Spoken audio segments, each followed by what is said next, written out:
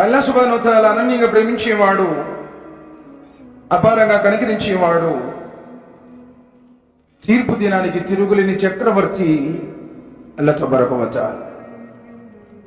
అల్లాహ్ ఈ విశ్వ సార్వభౌమాధికారంలో ఎవరిని కూడా తన కుమారుడిగా, తన సంతానముగా చేసుకోలేదు. అదేవిధంగా ఈ భూమి ఆకాశాల పరిపాలన వ్యవస్థలో ఆయన ఎవరిని తనతో పాటు భాగస్వాములుగా చేర్చుకోలేదు.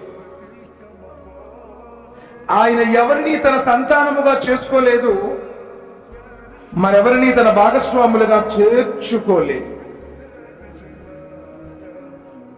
ఒకరి సహాయ సహకారాలు తీసుకున్నటువంటి అవసరం ఏమాత్రం లేనివాడు, పరమ పవిత్రుడు, దోషరహితుడు అల్లాహ్ సుబ్హానహు వ తఆలా.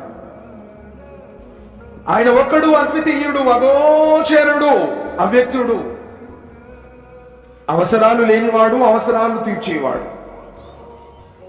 ఈ సృష్టిని సృష్టించక పూర్వం ఎలా ఉన్నాడో ఇప్పుడు అలానే ఉన్నాడు.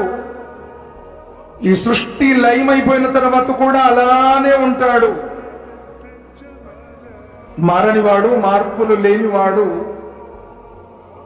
శాశ్వతుడు, నిత్యుడు, అనంతుడు, సమస్తానికి జీవాధారం, మూలాధారం ఆయనే.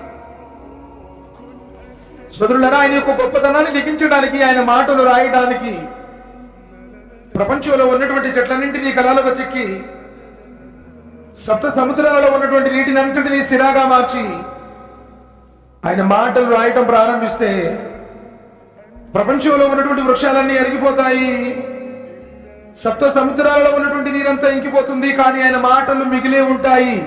ఆయన అల్లాహ్ సుబ్హానహు వ తఆలా. మనిషిని తయారు చేసిన వాడు మనిషి లాంటి వాడు కాదు.